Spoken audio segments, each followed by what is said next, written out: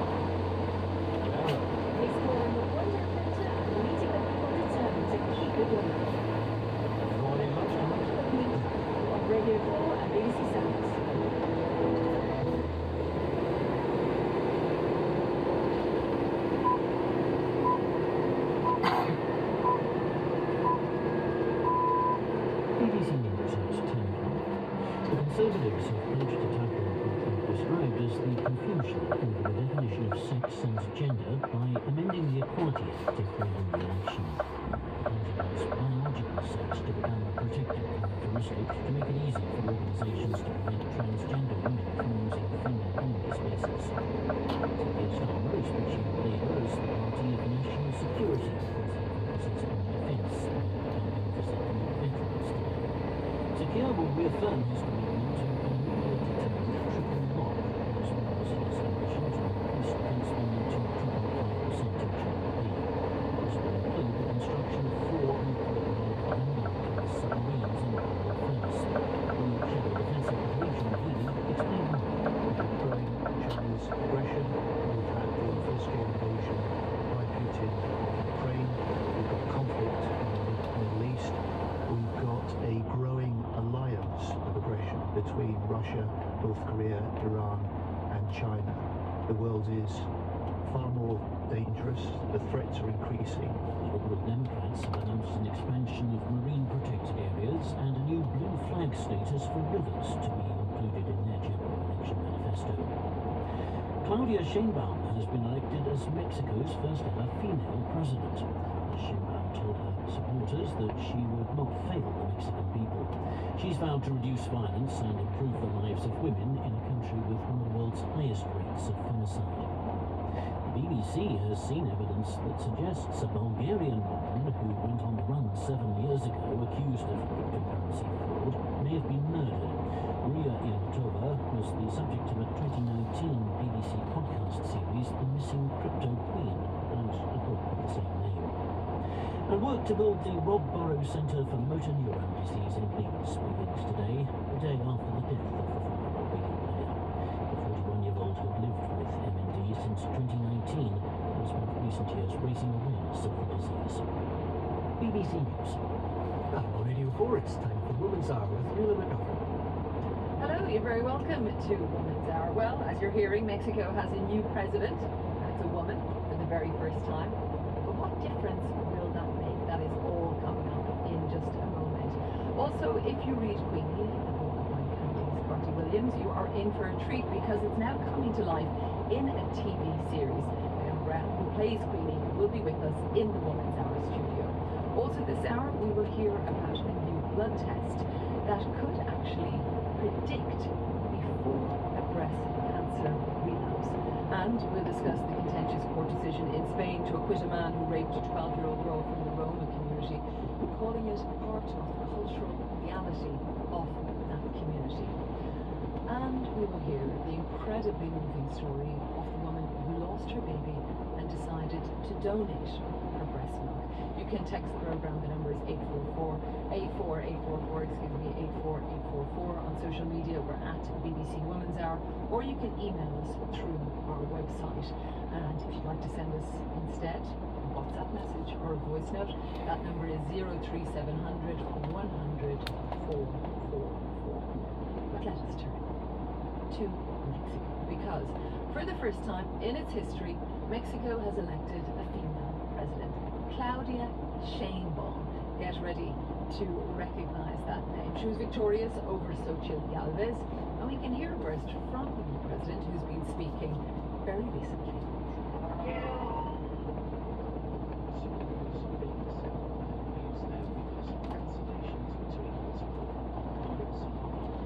Sheinbaum saying, "I want to thank the millions of Mexicans who decided to vote for us on this historic day." And then she goes on to say that she is grateful to become the first ever woman president of Mexico.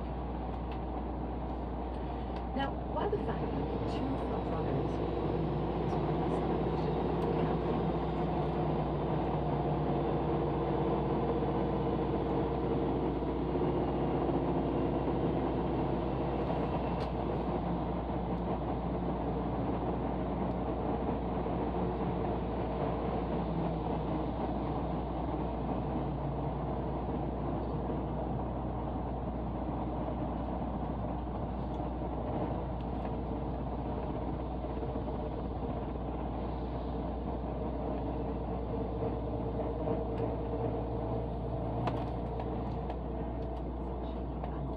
Tell us a little about her. So Claudia Sheinbaum has been a figure in Mexican politics for a while now, and this is not the first time she does a first for women. So if we track back a little bit, she comes from a family of scientists. She grew up loving ballet, but eventually her love of science took her that way. She was one of the first women to get a doctorate in environmental engineering sciences at the UNAM when she was studying. And then her first big political break came with the man who is currently the president now, who made her environmental secretary for Mexico City when she was 37. And then eventually in 2018, she became the first woman to be the mayor of Mexico City, which is an enormous city. It's not just the capital of my country where I'm from, but it's 25 million odd people who were all there together, and what it means politically for the country that she was at the head of it was enormous. That was her last post in politics that she then quit last year in order to run for the presidency. And when she ran, what were the issues that defined her campaign? So she is part of the party that was founded by the now president, Andrés Manuel López Obrador. And as one of the founding members, she really believes in politically what they're trying to do. They call it La Cuarta Transformación, the fourth transformation, identifying 3 other big parts or times in Mexican history when there's been enormous changes.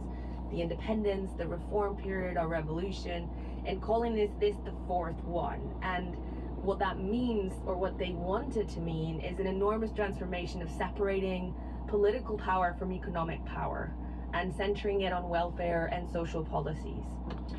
It's interesting because I know he would have pointed to a rising level of quality of life, of income, for example, for many Mexicans. Some talking instead was that remittances from abroad that were being sent to Mexico that then improved the quality of life. So lots of questions about the economy. But you know, Mexico is a country of contrast. I was reading in 2019, it took this remarkable step of making gender parity in all 3 branches of government a constitutional requirement. How much do you think that played into having these 2 women leading the race? So the Mexico that I left when I kind of came over to the UK to start working here in 2011 was a completely different place to the Mexico that is electing a woman into office today. And like you mentioned, the law in 2019 was a big change, but that was not the first step. So the first step for that was in 2002, when they introduced quotas for about 30% of spots that had to be women running. Then the problem was that parties would nominate them in seats they knew they would lose. So they had to change that in 2014. Then they made it 50-50. And same thing happened again. Parties started to nominate them in places where they knew that they didn't have as many chances. And 2019 made that law even more robust. And this is a change that has been fought by hundreds of women in legal cases. And I think that's important to say. Claudia is the woman and the name that we're talking about now, but the progress in Mexican politics and for women's rights in Mexico has been fought by loads of women in organizations. And the change is really stark. 2018 was the first time that our Congress, our legislative chamber was 50-50, or almost 50-50, like when we got to parity. You can see it in the number of governor women who have been elected. Most of them came in 2021. And some of the experts that we've spoken to, or that my colleagues have spoken to at BBC Mundo, say that maybe the reticence of putting women on the ballot was more from parties than from citizens who were probably ready to vote for women before. But this law has changed the conditions and started to bring more women into politics. Because as I talk about contrast as well, you mentioned some of the figures there that are very uplifting. When people look at gender parity within the country, the Chief Justice of the Mexican Supreme Court is a woman, the leaders of both houses of Congress, and the central bank governor as well. But we've also mentioned at the beginning this rate of femicide, 11 women a day murdered because they are a woman. Is that something that Sheinbaum has spoken out on? Yeah, she has, and that rate is also hard to count. Yes. Because a bunch of these crimes don't necessarily get reported, or they happen outside of big urban areas. Claudia Sheinbaum has spoken about how she wants to create a special legislative body to look into specifically femicide. So femicide as a thing in Mexican law exists since 2007, and that has meant a distinct change in how we report crimes that come from gender kind of motivations, and then also how we prosecute it. And she has said that's one of the things that she would like to focus on. Has she been known as a champion of women's rights? I know she's had an extraordinary path herself. I think she's been known as someone who's incredibly methodical, and her government in Mexico City was a time when security was a big priority for her government, but security in a broader sense. I think everyone sees her as a champion, or the impression that I get from the conversations I've had with people is that she champions women to go in, science, to include more women, to include more women's voices, but that gender perspective is also a bit broader in terms of her politics, I think. Because you talk about security there, just looking at this presidential election, At least 20 local candidates were killed in the run-up to this. And that's sadly not unusual for my country. And it's a question of the distinction between what happens at a national level and a local level when it comes to security and politics. The level of how our democracy functions at different places. The figures are hard to estimate. Again, you read it at the beginning. The government has some figures. Human rights watch organizations have higher figures. But the figure that I think tells you the bigger picture is one that comes from an organization called Data Civica, and they study the relationship between violence in elections and participation. And every time there is an attack on a local candidate in that region, it drops 3% in turnout. So that has a humongous impact for the people who are voting in that community. And it also is the counterpart to another part of what we're going to see with this presidency that maybe is missing a little bit from the conversation, which is violence towards women online and political violence towards women online. And that's not specific to Mexico. We see it in the UK. When women are running, for example, in campaigns. When women are running in campaign or when women are in office. And it's a concern I heard from the women and academics and leaders that I've been speaking to in the past couple of weeks. How are we going to deal with that? How is Mexico going to deal with that as a country when you have a woman as a leader? And how do we make sure that we can critique a government, because that's important, and scrutinize without falling into these what can be more violent conversations online that tend to be directed at women and then put off other women from entering politics? What has the mood been like? You've been chatting to people, no doubt, back home. What's it been like in Mexico following this result? Because it's only this morning that this has happened. Well, that's the thing. I would have loved to have been in the middle of Mexico City to see what the party was like. Didn't sleep anyway because my WhatsApp was going crazy. From the past couple of weeks, speaking to kind of activists, academics, the mood is hopeful but cautious. It is, like you say, a country of two realities, of two faces. The historic first is very important and what it will mean. And maybe the better way to portray that is through paraphrasing two of the most powerful things I heard through my conversations with women. The first one came from an academic who said, I'm not excited about 2024, the first woman president. I'm excited about the woman president we're going to have in 2050. The little girl who's watching right now and who is finally visualizing herself as president, or the little boy, right, who is growing up in a different country and they can imagine that. And the second one comes from another activist who said, female body doesn't guarantee feminist thought. And that is, I think, reflects both sides of the conversations that are happening in Mexico right now. The importance of the historical marker of what it means that Claudia Sheinbaum has been chosen as the first woman to be president, and also the reticence or the nuance of the reality of what Mexico is. Laura Garcia, really interesting, my colleague from BBC Mundo. Thanks so much for coming into us this morning. Sleep deprived, but full of energy and information. Well, speaking about elections, we are now fully into the campaign for the general election in the UK, with parties setting out their stall on the issues that they hope will persuade you, the voters, to choose them. Now, you will have seen this morning that the Conservatives have spoken out on the subject of sex and gender. They're promising to rewrite the Equality Act so that protections it enshrines on the basis of a person's sex apply to their biological sex. Labour's Sir Keir Starmer is today pitching his party as, and I quote, the party of national security, unquote, focusing on defence ahead of a visit to meet veterans. And the Liberal Democrats, they've announced an expansion of marine protected areas and a new blue flag status for rivers. The SNP instead launched their campaign yesterday, saying they will demonstrate why achieving independence is vital for Scotland. Well, here on Women's Hour, we're planning our interviews with party leaders about the issues that matter most to you. Do let us know what they are. You can send your thoughts, your questions by text, that number 84844. On social media, we're at BBC Women's Hour, or for WhatsApp messages or voice notes, the number is 03700. And of course, you can always email us through our website. Let me move on. Did you know that just like blood, you can donate human milk? A new immersive art exhibition in Wales explores the stories of people that have received donor breast milk for their baby. and also those that have donated.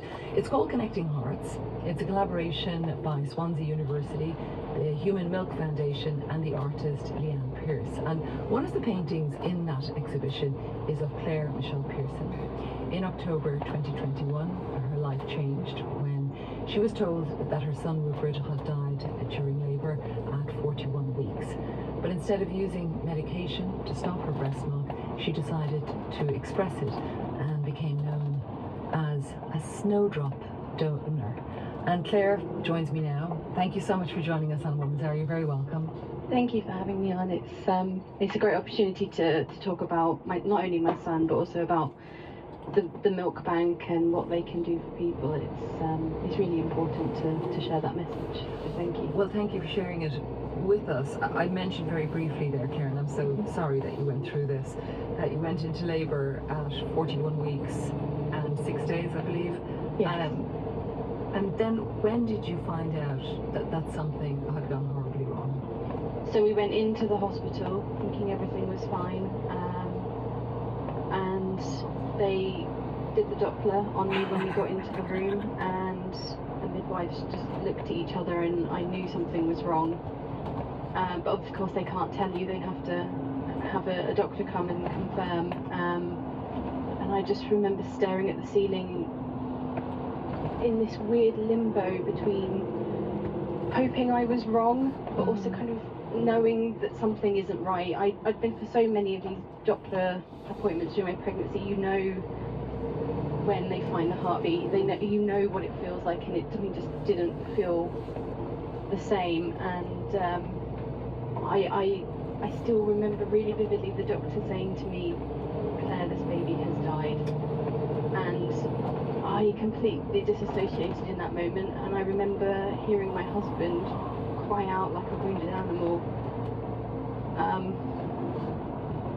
And something that I don't think people always appreciate as well is that I was in the middle of labour, so I still have to go through it. I can't just go, right, okay, so he's died, so that's that. No, I still have to go through physical aspects of birthing a child, knowing that he's passed away as well. Yes, so that was easily the worst experience of my life. It's horrific. I'm sure, and you explain it to us by bringing us there to that moment, which makes you all the more extraordinary because you were able to decide to donate your breast milk, which had obviously come in, and I'm wondering how that happened from that moment that you're telling us about there. Thankfully, I already knew about it. I was in a hypnobirthing group with a group of ladies that were all due at different times. So I was due in the October, and one of the ladies had her baby in the June or July time, and it was her second baby as well, and she shared on social media that she was donating to the Hearts Milk Bank, who are part of the Human Milk Foundation. And I thought that's totally in my wheelhouse. I'm an organ donor, I like to volunteer. We were already planning on donating cord blood and other pregnancy materials for research. So I thought, yeah, that's exactly something that I would like to do. And I spoke to my family about it, and it turned out my gran had donated milk in the 60s as well. Not quite in the same way, it was more in a rudimentary way that while she was in hospital she found that she had an oversupply, and so they gave it to other babies in the hospital. So yes, I thankfully already knew about it. And after I had given birth, a midwife came in and said, "Oh yeah, and I'll go get the medication to dry up your milk." There was no discussion around it. It was just a given that I would be given the medication. And like I say, thankfully I already knew that there was another option, and I said, no, I want to donate, I still want to donate. And I'd spoken to my husband about it as well. I didn't want to do anything that would be difficult for him. I know it's my body, my choice, but he is part of my family. We're a team, and it was important to me that he was on board with that as well. And so was there doubt in your mind there, Claire? Because I mean, from an outsider, you're shaking your head no. No, absolutely no. I didn't think that he would have any problems with it, but I wanted to respect his grief experience as well. But also for you, I'm thinking, you know, just on the outside Oh, here, I you've see. gone through something so emotionally and physically traumatic, and you want to do this. But did you have any fears for yourself taking this path? I guess for me, when Rupert died, everything felt random and out of control. Life feels like it should follow certain rules. You are not meant to bury your children, they are supposed to bury you. And so it was about taking back some control for me. It was something I could do that was for him in his honour, and I could share a bit of him and his gift with the world. That night we were still in the hospital and I could hear other children being born, and I remember thinking, thank God that those people in that room aren't going through what we went through. And then looking at the Hearts Milk Bank website that night, looking at other people's stories, recipient stories, I just knew it was something I needed to do. I needed to be able to help other people in Rupert's honour and have him have an impact on the world in that way. But then you've also, it's not even just signing a piece of paper, which is a huge thing to do if you were to donate an organ, etc. It's, you have to do the physical act of expressing that milk. Yes, and I was prepared to do that for him had he have lived anyway. When Rupert died, so many things were taken from me as a woman, and that experience of motherhood, there are so many different nuanced parts to it that are removed when your baby dies. When your baby comes into the world, people want to, your female friends will ask you, how did the birth go? Nobody asked me that, because there was this bigger thing, grief and death, hanging over all of that. And so I know that sounds, I guess it's one of the nuances of loss, that those things are taken from you, and I didn't want to not experience that facet of motherhood as well. And so I know what my body can do, I know how it feels to express milk. I can talk about breast pumps, I can talk about what it feels like to be engorged. I haven't had those experiences taken from me as well. I was able to do those things, and I know it's not for everybody. I know that there are some women who the act of lactating after your baby has died it's a horrible thought for them, but for me it wasn't that at all. It was very much the opposite. I felt like it's my son's milk, and I could help other people, maybe even save a life in his honour, because newborn babies, underweight babies, can die from something called necrotic enterocolitis, NEC, where their bowel dies, and formula milk does not help to stop that, whereas breast milk can help. So the evidence shows even pasteurized donor milk can help to save babies' lives in that instance. So tell me a little bit more, Claire, about where your milk was going.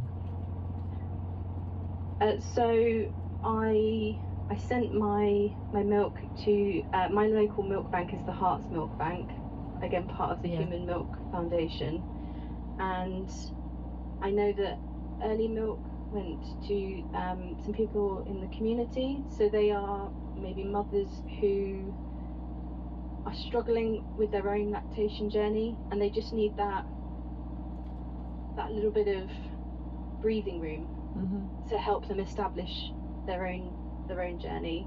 Mothers who have experienced cancers, including breast cancer, and find that they can't produce their own milk, but they want their own babies to have breast milk.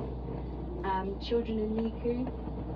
So that's the neonatal intensive care units? Yes, and special care baby units as well.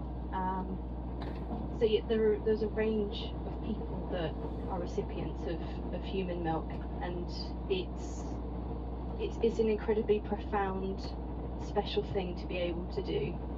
You know, profound was the word that came to me, Claire, when you were describing not being able to share the labour that you went through with people, that people didn't ask you, you know, for that, and you were saying, you know, it's just one nuance, but to me it struck me as profound. So I think that word is the right one to use in these circumstances. The artist Leanne Pearce I mentioned at the beginning, I believe she's done a beautiful and very moving painting of you for the exhibition. Do you want to describe it to our listeners? So when I was asked if I wanted to take part and represent the Snowdrop donors, I considered what kind of picture I wanted to supply, and I've got lots of pictures of me holding up bags full of milk, straining under the weight of it all, because thankfully I had an oversupply, so I was able to donate lots. I'm just going to digress for 1 second. You produced 343.2 litres? Yes, in the first 6 months I gave 300 litres, then I wound down my supply for another 3 months, and the reason I did that partly was because I wanted to gently wind down my supply and avoid cystitis, but also because while I was donating I was asked if I wanted to take part in BECS, which is the Breast Milk Epigenetic Cohort Study, which Dr. Schenker, one of the founders, and Imperial College London are doing, and it required a donation of 100 millilitres every 3 months to be studied. So that's why I ended up doing it for 9 months. But back to the picture. No, back to the picture. You were thinking, is it holding up these vast quantities of milk that you had produced, or? Yeah, so in those pictures, I'm happy, I'm full of pride, and I just thought they don't necessarily convey the experience of being a Snowdrop donor. And so I'd also given this other picture where I'm sat, I'm looking into the camera, and I've got my top up, and you can see that I've got a top on under my top, and you can see just the lights from the breast pump, and I look sad because as much as there were lots of times when I enjoyed lactating and pumping, there were times where in those quiet moments I would reflect on my grief, and I was sad and I would cry, and you know, the milk would flow and so would the tears, and that's an important part of representing a Snowdrop donor, I think, and you know, being part of the whole story of milk donation alongside the babies that receive it, the women that donate. Your story, as expected, of course, has touched listeners. May I read some of the comments that have come in, Claire? Oh, of course. Claire articulates this so beautifully. Such a special and courageous lady, and what a precious gift to pass on. Another, your story of a late stillbirth and then donating milk is almost identical to mine. I too straight away said I would donate her milk until it stopped naturally. I've had to stop my car because the memory it has brought back. My beautiful girl was 43 weeks and I went through the same experience of the midwife's face as she used the Doppler. Another, 38 years ago, after the birth of my son, I was lucky enough to produce milk for 3 premature babies. A local midwife came and collected my milk each day at home for me to donate.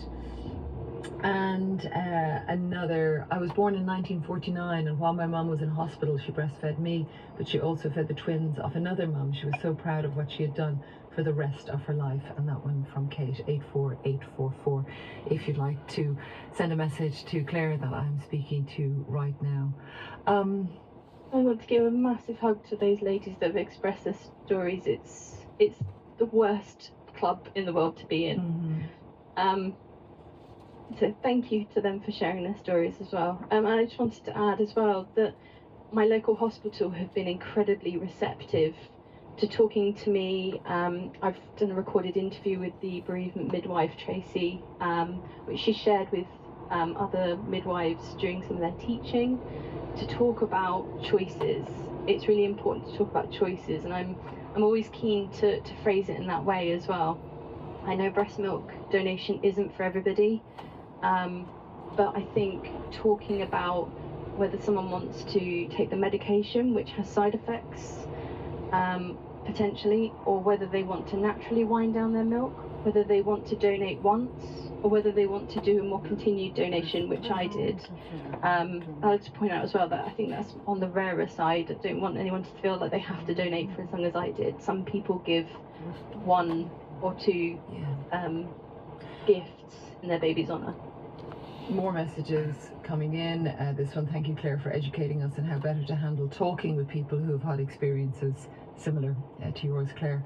And another one from Catherine in Worthing. She says, I've never messaged a radio show before, but hearing Claire talk so eloquently about her decision to donate milk after her son died really moved me. What an amazing woman. Thank you. Why don't we leave it on that? Thank you so much for spending some time with us, and I think it'll make a lot of people think about the experience you've had, but also what you're doing as a snowdrop donor. That is Claire Michelle Pearson. Thanks so much to her.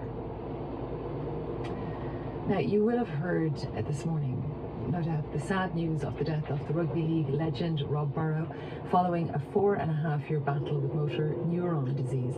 Now, since his diagnosis, his wife Lindsay has been his carer. Last year, she took part in her first marathon, the Rob Burrow Leeds Marathon, and raised over £100,000 towards a new specialist motor neuron disease centre, which is to be built in her husband's name. Ground is actually being broken on the new centre this morning, as you may have heard, and that's also what Rob wanted to continue. Lindsay joined us here on Woman's Hour after running that marathon, and I wanted to bring you just a short section of that interview that we had. You know, from when Rob was diagnosed, he wanted to show the effects of the disease and the effects not that it just has on the person that has the disease, but also the impact it has on the family and the carers. And Rob wanted to use his platform to go out and tell his story to help. It might be the postman or the bricklayer or somebody that doesn't have that voice. And when Rob was diagnosed back in December 2019, we were told that Rob would have maybe 1 year to 2 years to live, and I think Rob sort of made it his mission to kind of be that voice along with, you know, the likes of the great late Doddy Weir and Stephen Darby and now Ed Slater, that, you know, for that whole MND community. I think it's so important to raise that awareness and give people hope. And that was Lindsay Burrow, who was speaking on Woman's Hour on the 8th of June 2003. So if you'd like to go back and listen to that full interview, which is on BBC Sounds. Messages continue to come in. For Claire, a huge thank you. My daughter was premature and underweight and received donor milk for some of the reasons mentioned. My daughter is now 9 and thriving, and we will be forever grateful. If you have experienced baby loss, there are links on our websites for support and advice. And if you'd like to see that exhibition we were talking about, it's on at the Swansea University before moving around the country. And there is more information about donating milk. You can visit the Human Milk Foundation website. Now, I want to move on to what The Guardian called an important political tome of black womanhood.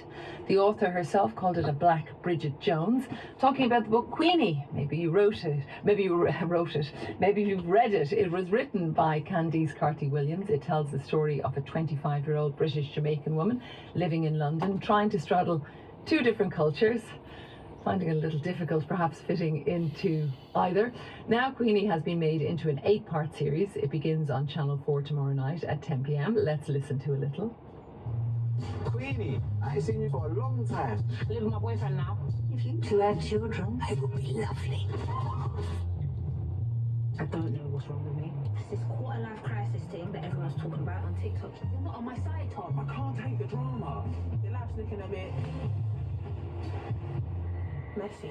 Not loud. Sassy. I can't not be a strong black woman. Forgiveness is hard, but I've seen you conquer things that were much harder. Love the soundtrack as well. Well, joining me in studio is Dionne Brown, who plays Queenie herself. Welcome to Woman's Hour. I was mentioning that very popular book, of course, that it is based on, but how would you describe the character for those who haven't read it? Well, thank you for having me, first of all. Describe the character that said it perfectly before introducing her. She's 25-year-old and she's going through a quarter-life crisis, and she's trying to navigate her way and find her identity within love and work and friendship and relationships around her, and it's overwhelming. And it's kind of a quarter-life crisis, right, Yeah. that's going on. But she has her work going on. She's got her family. She's got her friends. But as I was watching it, it felt each of those roles were quite suffocating. What do you think? Yeah, 110%. I think it's just a question of fulfillment for her at this stage. I mean, I'm sure anybody could relate to getting to a certain age and feeling like you haven't ticked a box, or you haven't ticked all the boxes, and it seems so easy, and like you were just doing a step-by-step play. And I don't know, I always thought of her journey as like, you know, the big question is, who am I without the things that I thought were going to make me happy? What are those things now, and how do I get them? How do I procure my happiness? It's all self-love, which I know sounds a bit, you know, it might sound a bit too heavy for this time of the morning, but I think that is inner question that's in her monologue. She's trying to find her way back to herself. Inner monologue is a really good way of putting it, because it's all kind of through her eyes, her ears, her texts that we get to know about her. Do you feel you share much with Queenie as a character? Yeah, for sure. I think maybe not much. I'm a little bit older than her, so I can definitely relate, of course. I think anyone could, but I definitely think our sensitivity is something that we have in common, and it was definitely something I had to be reflective and accepting of whilst I was shooting. Be reflective of just of my own sensitivity, and how in certain spaces women are not encouraged to employ that part of their emotional side or their mental side. It's like, you can't be sensitive, you can't cry, you can't be, you know, you can't be sad, you can't be mean, you have to be happy, you have to be, you know, stiff upper lip, you have to smile, you have to present outwardly as if you are okay and well, and she's not. Yeah, and so we see all of that. But it's also, because we talk about these very deep issues that she's going through, but it's also very funny.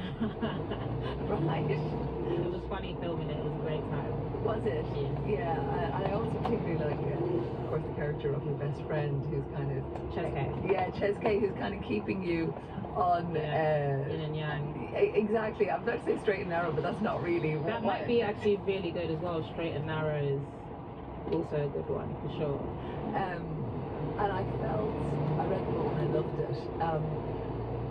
I felt it was such a true representation of the book that it just came to life in front of me.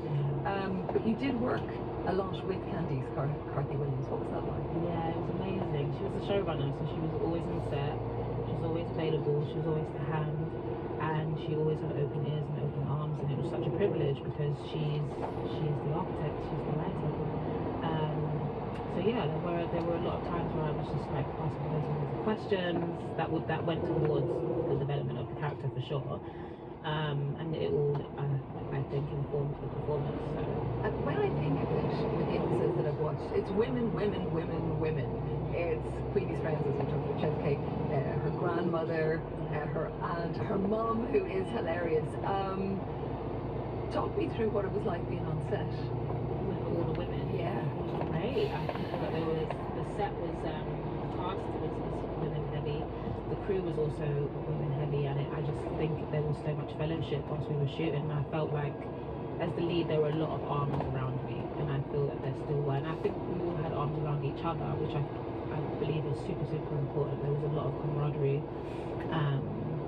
and yeah, it was just a really loving space. It felt like everyone was really banding together to make it the best. Like everyone was putting their best foot forward toward the project, which was amazing.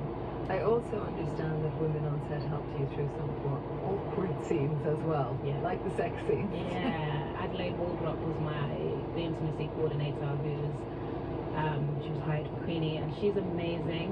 Loads and loads of love for her. And yeah, it was, I don't know, it was the first time I'd never done intimate scenes. I'm a recent graduate, and I hadn't been intimate with anybody in school, and then jumped onto this project, and I was like, oh, I have to do this with like 4 boys, you know. But yeah. How is that? Talk us, because none of us are probably, well, some of my listeners, I'm sure, are actors and maybe have been in intimacy scenes, but for a lot of people who won't know what that's like. Yeah, well, I think the times have definitely changed around it for sure. Like the conversations around intimacy, what they looked like maybe 5 years ago, is not what they are now. There's a lot more safeguarding with it, and it's a lot more technical, I think, than I had anticipated. Like what? I put my hand here and you put your hand there? That's it. It's literally like, I'm going to put my left hand on your right shoulder. Do you consent? And if you don't, then I can't do that. I was like, you know, Adelaide would be like, just map out the safe spaces in front of you, and we just do this. And you're pushing your hand up and down your arm at the moment, just for our don't listeners. touch it, or like it's like don't touch me here, or don't touch my face, or you know. And there were like riders, we have like, you know, nudity or intimacy riders, and those can be altered at any time. And you're like, you know what? I consented to my scene partner touching my lower back, but now I think that's a bit too close. I would prefer it if that didn't happen, then I could amend, have that amended, have that amended. So you have all that going on, and you've also got to act. Yeah, you've also got to look like there's lust going on. But all the boys were so lovely. They were so lovely, and they were so respectful and gentle. And I think we all just respected each other's boundaries and space and each other's autonomy. You know, everything was an open discussion. So when we got to it, it was. Closer in the episodes that I've done, because it's 8 parts. What do you want people to get from Queenie? I think I want people to get that it's okay to not have all the answers. It's okay to be messy, and it's okay to love yourself in all seasons. And messy is an interesting word, isn't it? Yeah. Well, I think that's kind of like the crux of how Queenie's feeling. She's like, but she's like, I can't appear that way. I'm 25. I should have it figured out by now. I should have it. It should be perfect. It should be in place. You know, I should be married and having kids and have a boyfriend and have a job. And she doesn't have any of that. And it feels like mess. And some of that, uncomfortable. She's so deeply uncomfortable. And some of that coming from a more traditional, conservative Jamaican background that her family wants. Yeah. But perhaps a lot of her peers are not doing. Yeah, well, but it's always a discussion amongst the women, isn't it? I mean, but like, you know, Darcy, who has a long-term partner, and Chazke, who's very independent but talks about having a partner, Cassandra, who's, you know, she's super intelligent, but she's also, you know, I have somebody, everyone has someone, and then Queenie did, and then she left him, so it's like this ongoing. It's definitely a big part of the narrative, like settling down at that age. Yeah, and whether to.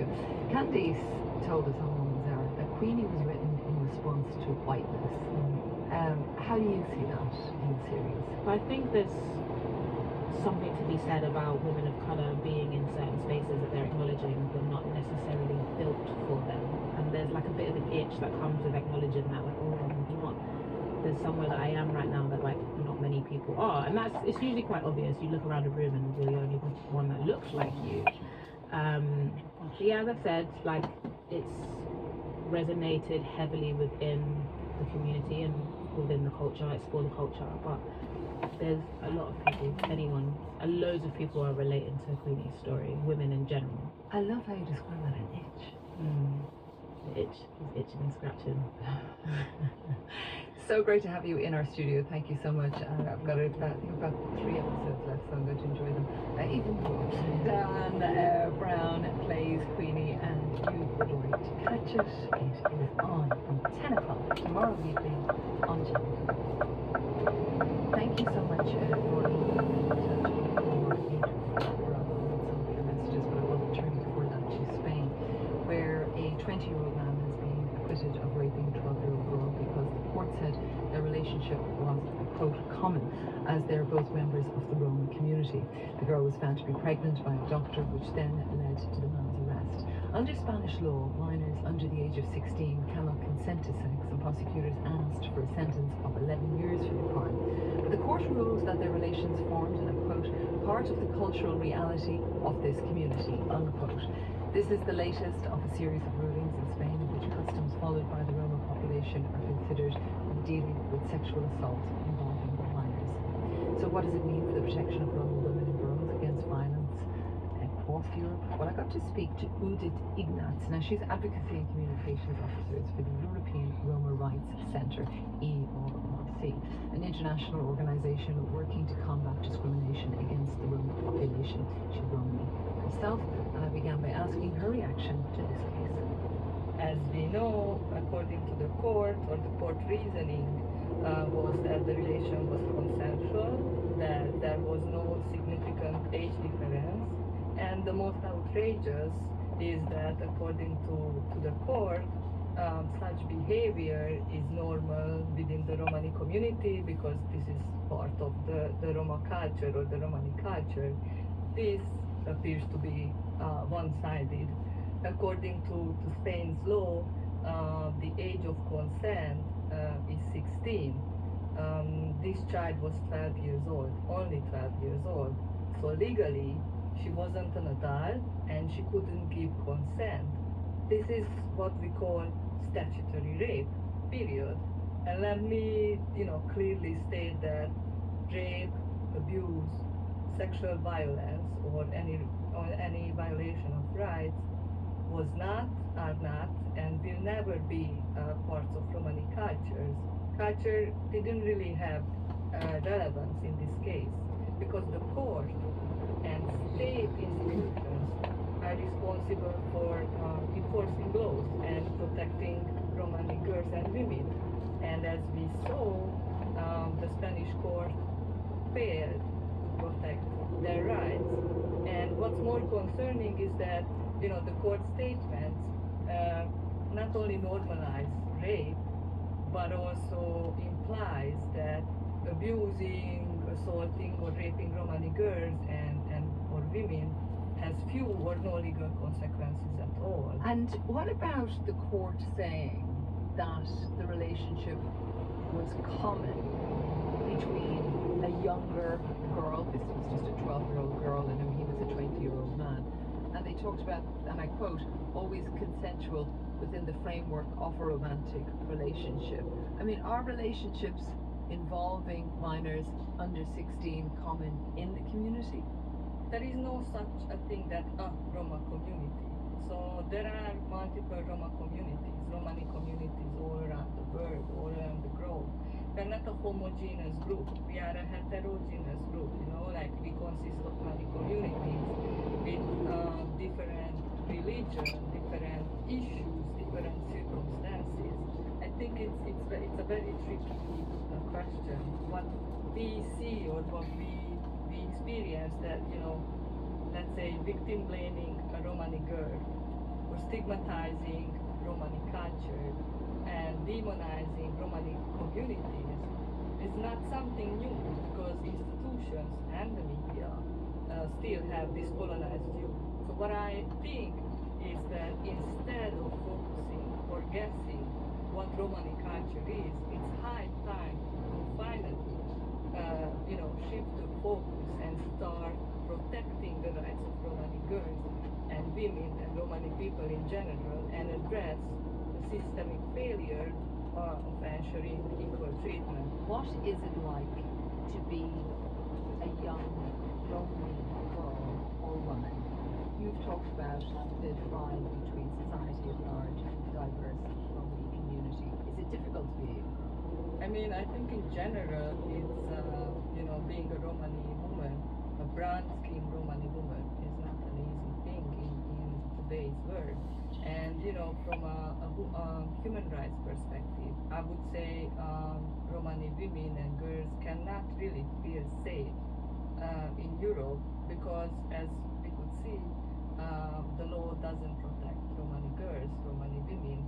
Just concerning reproductive health and rights, Romani women face a lot of negative things like obstetric violence, physical and verbal abuse, racist harassment, unequal discriminatory treatment, segregation in hospital wards.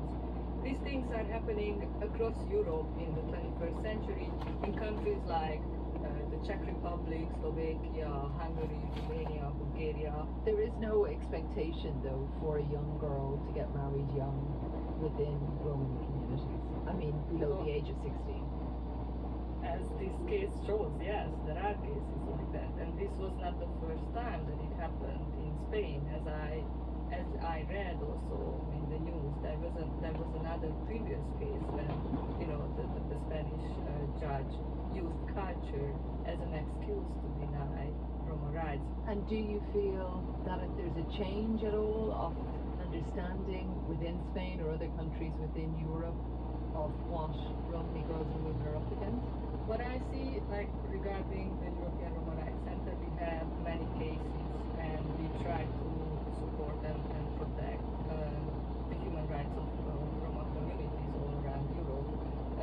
But what we still see is like in 2021, a Romani woman, let's say in Slovakia, was refused to get medical treatment in the 25th week of her pregnancy.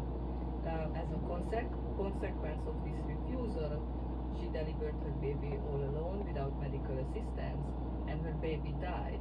Or the European Roma Rights Center also provided legal support this January to another Romani woman in Serbia who was a victim of severe obstetric violence.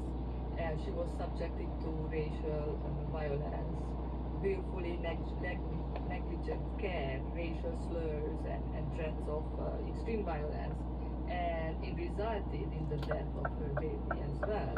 So Romani women often face, as I said, intersexual discrimination, racism, gender-based institutional violence, and dehumanizing treatment. And of course we are talking about women, but like in general, Romani communities, the European Roma Rights Center, we have other cases as well, like forced eviction or school segregation of Roma kids, or hate speech, hate crimes, even police brutality, police killing. So these cases and much more can be, like they are available in English on the RRC website. That was Udit Ignat, she's Advocacy and Communications Officer at the European Roma Rights Centre. Thanks very much to her. Your messages continue to come in response to our interview with Claire, who's a Snowdrop donor. Here's one. This is Holly. I lost a premature baby who lived for 2 days, and I only heard about donation afterwards, so I was able to donate the frozen milk I had produced. I later had premature twins, and my daughter died after 6 weeks. I was able to give my excess milk to other premature babies on the unit while waiting for my son to come home. Expressing was a comfort somehow. I relate to Claire talking about crying and expressing at the same time. Thank you for all your stories that are coming in. I want to turn to a new type of blood test. Now this can predict the recurrence of breast cancer months or maybe even years before it shows up on scans, and it could potentially pave the way for treatment to start before it becomes incurable. The test was found to be 100% accurate at predicting which patients would see their cancer come back. It was a team of researchers from the Institute of Cancer Research London that analysed blood samples taken from 78 women with different types of breast cancer, and then those findings were presented at the American Society of Clinical Oncology Conference, which was in Chicago over the weekend. I'm joined by Simon Vincent. He's Director of Research Support and Influencing at Breast Cancer Now, and they part-funded the study. Welcome, Simon. So tell us more specifically about this blood test. Yes, when women are diagnosed with breast cancer, then in many cases the initial treatment can be very successful, but in some cases those cancer cells will escape from the treatment and remain undetected in the body. It's those cells that then reawaken, often many years later, and form metastatic breast cancer, secondary breast cancer. As you say, that is often detected through clinical symptoms or on a scan, but what this test is doing is looking at the DNA which is shed by those rogue cancer cells. That DNA flows around the body and it can be detected, and what this study is doing is pushing the boundaries of the technology to detect this DNA at even lower levels and therefore much earlier before the cancer comes back. So I said there are even potentially years before it comes back? Yes, this study looked at 78 women, and where the cancer had come back, the average, the middle range was about 15 months, but some of those women it was 41 months between the point at which you could detect the DNA and where it actually relapsed that you could tell from a scan or from clinical symptoms. And that's crucial. As you suggested, if you've got that information early and you can start the treatment before you even know that the cancer is there from clinical symptoms, then you stand a far better chance of keeping it under control or maybe even stopping it coming back in full at all. And this is very much a laywoman's question, but if the cancer isn't there yet, but the DNA, the blood test that you've done looking at the DNA has detected that it will come back, are you able to decide what would be the best treatment for that sort of cancer, even though it's not there yet? That's exactly what is going to happen next. So this test is really just testing whether this works. There's two crucial things that need to happen next. First of all, we'll actually put this test into practice in a clinical trial where you use that information and make clinical decisions. This was looking at women after they'd already relapsed, and the scientists went back and looked at those samples to see what they could have seen had they checked those earlier. The next stage is to look ahead. But yes, you're absolutely right. As a cancer evolves and as it tries to escape the treatment, it can change and mutate. And so this information actually tells you something about whether the cancer has changed from the first time you treated it. And so the real aim for this study is to use that information to decide maybe we need different sorts of treatment. Maybe we might try this woman on a different drug. Maybe we try a new approach if this cancer does come back as metastatic breast cancer. There's a huge amount of information tied up in that DNA which is flying around the body, not just the fact that the cells are there, but they might have changed and there might be better ways of treating them. So this was a sample. When could women expect to use something like this? Well, as I say, the challenge is to use this technology and use it to make decisions about treatment. I mean, is there a timeline for that, I guess, is what I'm really asking. Yes, this treatment is a different sort of technology is being used by this same group. There's a study going on at the moment looking at women who've got estrogen-positive breast cancer to do exactly that, to use this information and then make clinical decisions about what's going on. That's still going to be a few years before that reports. And I think to take this technology and to do that sort of trial, it's difficult to say potentially 5 to 10 years before you've got this in full.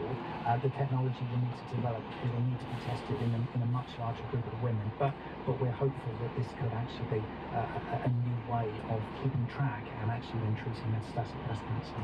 Simon Vincent there, Director of Research Support and Influencing at Breast Cancer Now. And I do want to let you know, next week on the programme, we'll be speaking to the outgoing CEO of Breast Cancer Now, Baroness Dilip Morgan, who retires later this month after 23 years in the position. How much things have changed in that time. I want to go back to your messages that you have sent to us after hearing from Claire, who's a snowdrop donor who donated her breast milk after her son died at 41 weeks. Thank you, Claire. My son was born at 24 weeks and my mind and body were too traumatized to be able to always meet his milk needs through pumping. We are forever indebted to donors like you for selflessly helping us when we couldn't. I will be back with you tomorrow from 10. We'll be speaking to author Ruth Rippleman about her new book, Boy Mum, following on from our Women's Hour special phone-in programme about boys last month. I'll talk to you then. Women's Hour is presented by Nuala McGovern and produced by Emma Pierce. After the news, we're off to Paris with Rajan Datar to hear how the authorities there are using this summer's Olympics and Paralympics as a catalyst to help Paris become a greener city. The tourist track is in just a couple of minutes. Took your break? You already took your break? I'm going to okay. Very sorry. Remember I knew that something is about to touch me. Uncanny is going international. He says, somebody's in the house, and I screamed.